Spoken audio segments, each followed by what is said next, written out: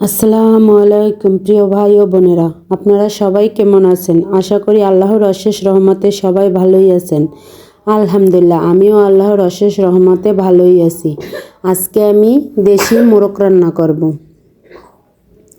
আর সাথে আমি দুইটা নতুন আলু দেব। আলু দুইটা আমি একটু হলুদ দিয়ে লবণ দিয়ে তেলে ভেজে নিয়েছি। তারপরে এখানে আমি ওই তেলের ভিতরেই পরিমাণ মতো কুচানো পেঁয়াজ দিয়েছি, সাথে দিলাম দুইটা তেজপাতা মাঝখান দিয়ে ছিঁড়ে। তারপরে দিয়ে দেব দারচিনি কয়েক টুকরা, এলাচি, লবঙ্গ দিয়ে আমি পেঁয়াজের সাথে একসঙ্গে ভেজে নিব। এটা দেশি মোরগ ছিল, 1 কেজি 200 গ্রামের মতন ওজন হয়েছিল। এখানে আমার এই গোস্তের পরিমাণ অনুযায়ী যা যা মশলা লাগে ততটুকুই দিয়েছি। আপনারা আপনাদের মাংসের পরিমাণ অনুযায়ী মশলা দিবেন। তারপর এখানে আমি পরিমাণ মতন আদা রসুন বাটা দিয়ে দিলাম। তারপরে দিলাম পরিমাণ মতো জিরা বাটা দিয়ে আদা রসুন জিরা বাটা কিছুক্ষণ একটু তেলের সাথে ভেজে নিব।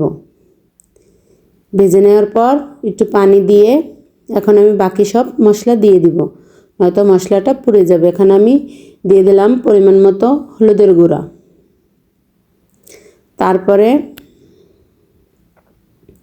দিয়ে দিলাম 2 চামচ মরিচের গুঁড়া। আজকে আমি একটু ঝাল ঝাল করে রান্না করব, তার জন্য দেশি মুরগি এমনিতেই মজা, তারপর আবার লাকড়ির চুলার রান্না, তারপর আমরা ঝাল খেতে পছন্দ করি, এই জন্য ঝালের পরিমাণটা একটু বেশি দিয়ে দিলাম।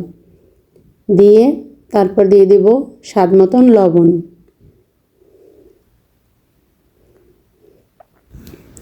এর সাথে আমি আর একটু মাংসের মশলা অ্যাড করে দিব।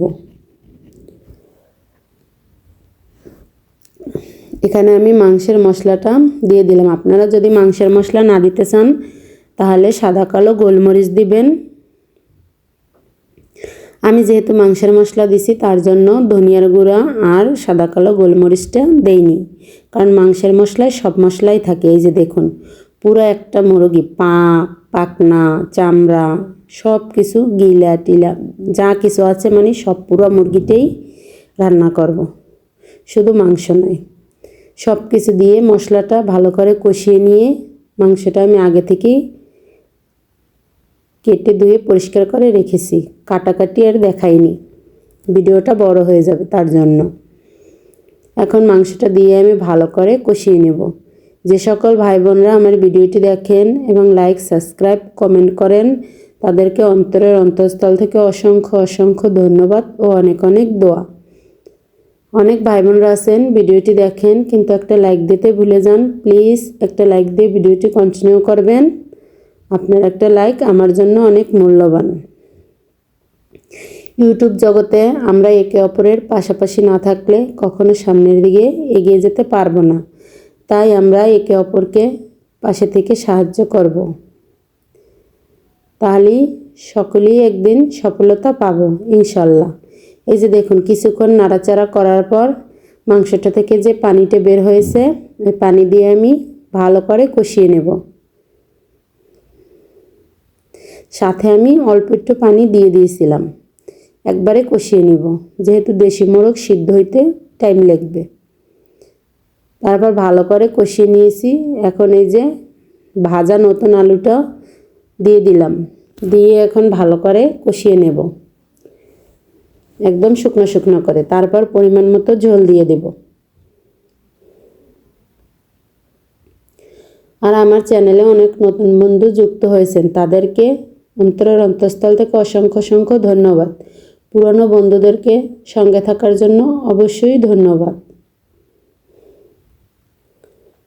আমার পুরনো যে নিয়মিত বন্ধুরা আছে তাদেরকে আমি কখনো ভুলে যাব না। মাশাল্লাহ, কালারটা কিন্তু অনেক সুন্দর হয়েছে। একই তো দেশি মোরগ, তার উপরে লাকড়ির চুলার রান্না, খেতে দারুণ মজা ছিল। কার কার খেতে ইচ্ছা করছে চলে আসুন। আবার দেখা হবে নতুন আর একটা রান্নার ভিডিও নিয়ে। ততক্ষণ সবাই সুস্থ থাকুন, ভালো থাকুন, সকলের জন্য দোয়া রেখে আল্লাহ হাফেজ।